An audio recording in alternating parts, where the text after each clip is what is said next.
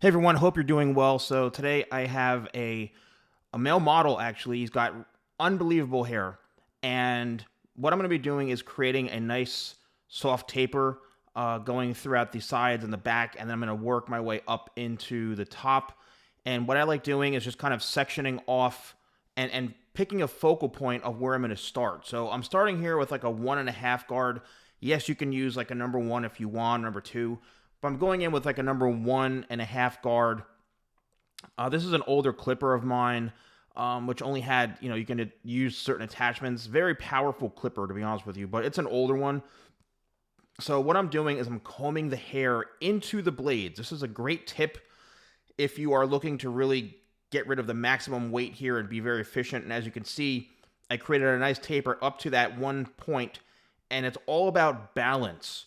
So what I want to do is blend it from this point on here by hand, and I'm going to work that in all the way throughout the back part of the head and then blend that into the top.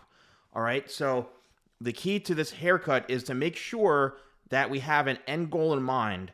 And what I'm doing here is essential, where I'm working scissor over comb to really blend in all of this. And the best way to do this, in my opinion, especially for these types of hairstyles and this hair type, is to do a lot of scissor over comb work, because we're able to really handcraft the blending. Now here we're working into the back, and he does have a little bit of a calic.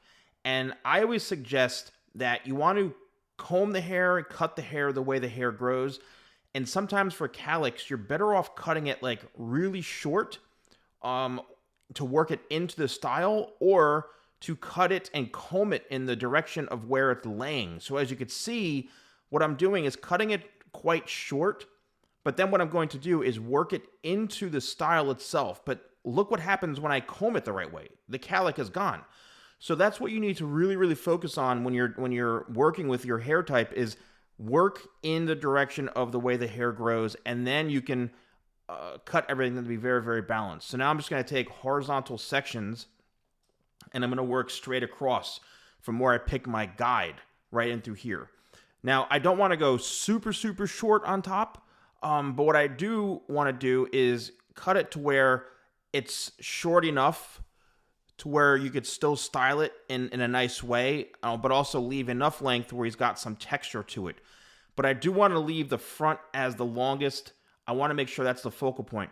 So what I'm doing is I'm working throughout the top, then I'm going to go into the corners, and then the sides. Even though I started with the sides with the clippers, I think it's important to understand that when I'm cutting hair, what I'm doing is I'm creating a pattern. So I'm working down what I call kind of like the mohawk section, or the middle of the head, and then I'll go in and I'll work in the corners and then blend in the sides to make sure everything is perfectly balanced. Okay. Now I'm working a little bit more over directing into the front, as you can see into here. I'm combing this a little more back and up, just so I can leave a little bit of that length in the front. He also wanted to keep some length if you want to do some sort of like slick back, but here I'm working in the corners. As you can see, he does have a bit of a kind of swirl or calic towards the front area, which is a bit of a challenge sometimes. So what I'm trying to do here, as you can see, is I'm going into the corners and then the sides, following the head shape so that it's all balanced. I personally like to like what I'm doing here is follow the way the hair grows from the head, because that is going to grow out the best. If I were to leave this a little too boxy or square, it may not look right as it's growing out. I apologize for the elbow in the face, but again, I'm following the contour of the head, and I keep combing and cutting, and working my hands in. What I'm trying to do is really see how the hair reacts. Now, because he has really thick hair, I'm going in and doing my famous, texturizing techniques, where I'm just going in and chomping and getting rid of a lot of that bulk.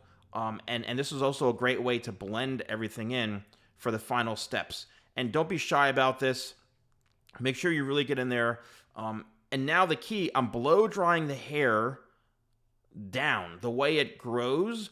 And this is where I think my crafted matte paste would be phenomenal, because he has such thick hair.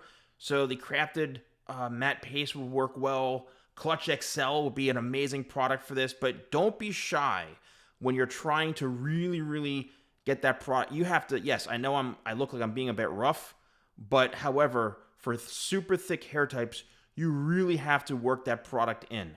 And I'm trying to create somewhat of a textured look with a little bit of going with a slight wave that he has. And you can see the taper, the blend. It's very nice. It's not all about like, oh, it's got to be a super tight skin fade. Again, being that, sometimes models have to have a certain look, then you have to go with that. So if you're interested in using any of my products, use code YouTube20. That's YouTube20 at shop.thesalonguy.com. Thanks so much for watching, and I'll see you soon.